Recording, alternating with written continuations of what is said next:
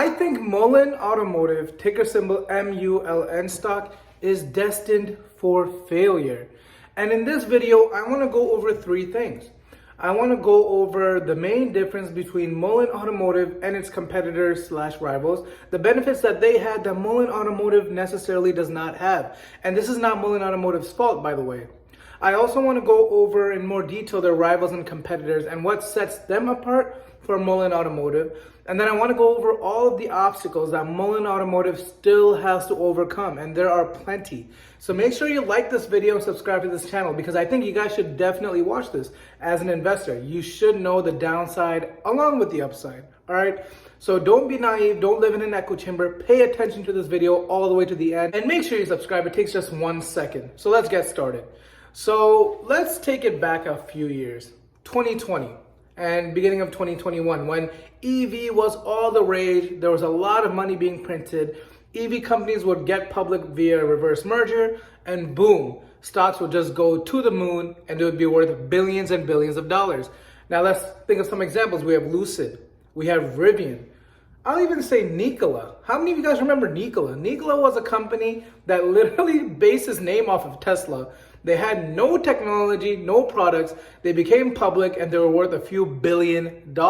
They even got a partnership with like GE or GM or something. It was insane. So in those days, interest rates were extremely low. Money was being printed like crazy. There was a lot of hype between EV. And so when you got these super rich, artificial, inflated valuations for these EV companies, they could basically fake it till they make it. They have all this cash they have. They can invest it in an actual product, invest it in like building manufacturing facilities, even if they didn't have it at the beginning. They had money to do it with.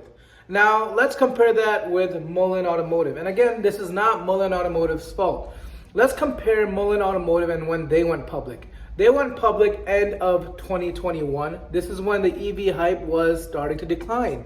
And unfortunately, I honestly feel like they kind of missed the train on this one, because Mullen Automotive had a crazy high valuation at some point, but as EV hype started to decline, they also had some other unfortunate circumstances. Interest rates started to go up dramatically.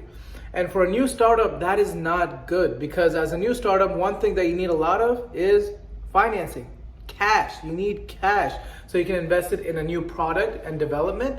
And then once you have a good product and development, you need to be able to spend it on making that product in scale, manufacturing facilities, etc. And that's actually very expensive. And I would say building cars in scale, and I've been studying EVs for a very long time at this point.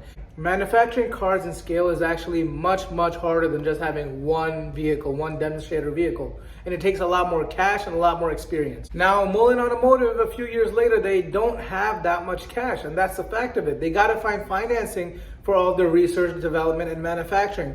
And it's not easy. And unfortunately, when you're a startup, one wrong move can basically cause the company to go underwater. And that's the truth.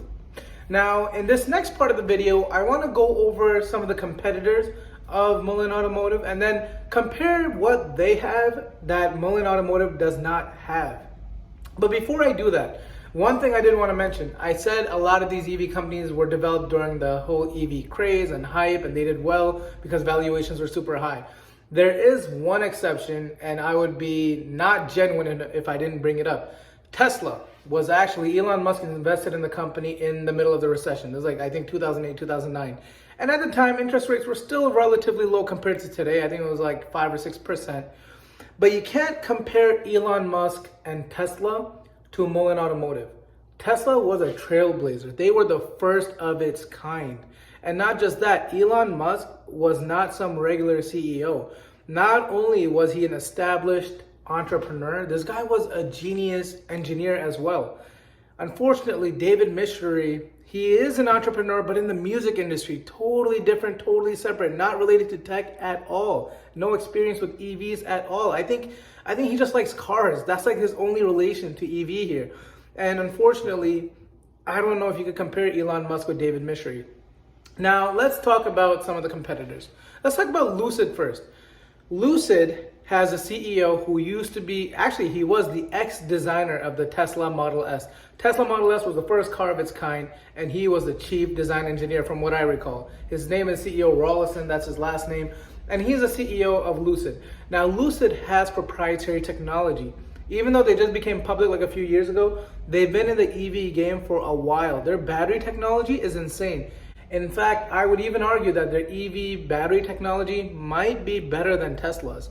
Now, besides that, Lucid is also backed by the Saudi Wealth Fund, which is a humongous fund in Saudi Arabia. They have a lot of money. They were able to build a manufacturing facility in record time, the first one, and they started building vehicles in scale. In fact, I live in the Northeast. I've actually seen some Lucids on the road, which is pretty wild. And even for this, I remember Elon Musk in an interview once said that Lucid is still at the risk of bankruptcy because you can build a car and you can start building in scale, but until you learn to build in scale with profit, none of that matters. You're gonna go under the water. And so Lucid is building in scale, but it's not that profitable yet. Now they have a lot of wealth backing them up, but how long can they sustain this? That's a big one. They gotta figure out a way to be profitable fast. Now let's talk about another competitor, Rivian. So Rivian is an American EV pickup truck, and I think what was unique about them is that they were the first to market. Now you're gonna say, no, they're not the first to market with EV. If you remember at the time, they were the first to market with an EV pickup truck. That made them very different from everyone else. No one had a pickup truck at the time. This Tesla Cybertruck we're still waiting on to this day. Rivian also had a young, charismatic CEO who was also an engineer, just like Lucid CEO was also an engineer, just like Tesla CEO was also an engineer. You guys noticing a pattern here? So similar to Lucid, Rivian has also created a demonstrator vehicle that was really nice, and they started building cars in scale, and there actually have been some Rivians on the road. Now the fact of the matter is they're in the same situation as Lucid, where they're building cars in scale, but it's not profitable yet. However, they have $13 billion in cash, guys. So Lucid is backed by Saudi fund. Rivian has $13 billion in cash. Now compare that to Mullen Automotive's like less than $100 million in cash reserves. It's not a good sign, guys. And keep in mind that manufacturing in scale is a lot more expensive. You need a lot more capital and you need experience with this stuff. It's very hard to build profitably. Now at this point, a lot of you guys might think I'm a bear for Mullen Automotive. I'm not.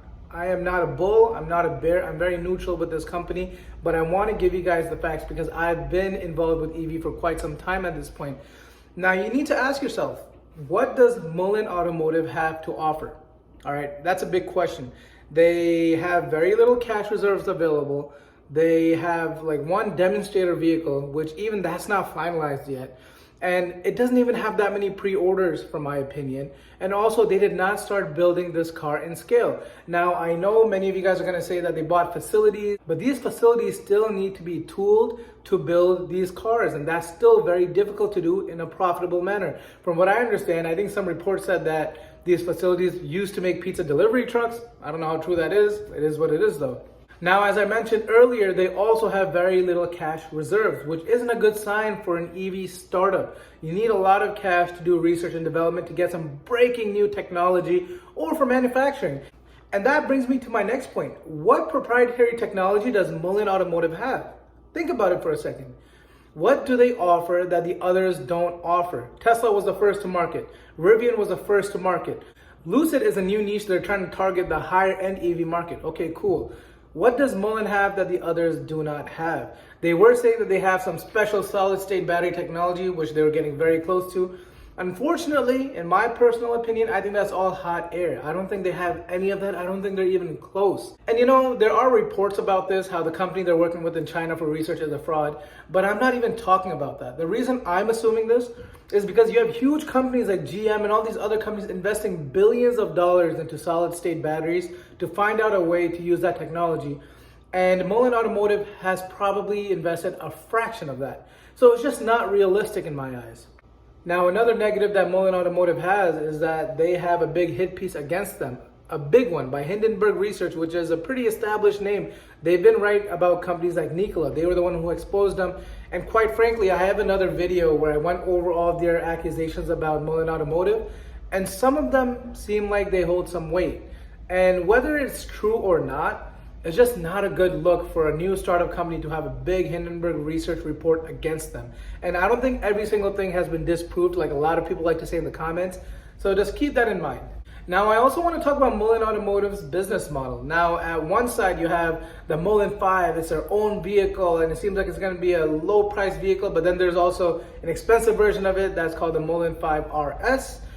And then you have this other awkward side of the business where they're like buying other companies out and they're selling their vehicles. And then in some cases, it's like vehicle arbitrage where they're buying EV vehicles from China, repurposing them in America to say Mullen Automotive, and then selling them to companies in Europe and stuff like that. Now, the reason why I think that's weird is because that's not a company, that's not a business model that's gonna make you $1 billion company. If this works out, if Mullen Automotive pulls a miracle and the company works out and becomes profitable, I think this would be a business model for a multi-million-dollar company. I don't think that's $1 billion idea where you're just doing arbitrage. Those never work out. You need something unique to be a $1 billion model. And the big bucks are made in vertical integration, similar to how Tesla does it. Tesla owns everything, whether it's the superchargers, their cars, their software, everything is owned by Tesla, and that's how they're able to control their profits so much. That's why they have such a big profit margin. And this takes a lot of money, quite frankly. To vertically integrate, you have to put in a lot of money up front, and then later on you can reap the benefits of a high profit margin. Mullen Automotive seems like there's like a confused model of they're trying to be like Tesla, but then they're also just trying to be an arbitrage company, and it doesn't make sense to me.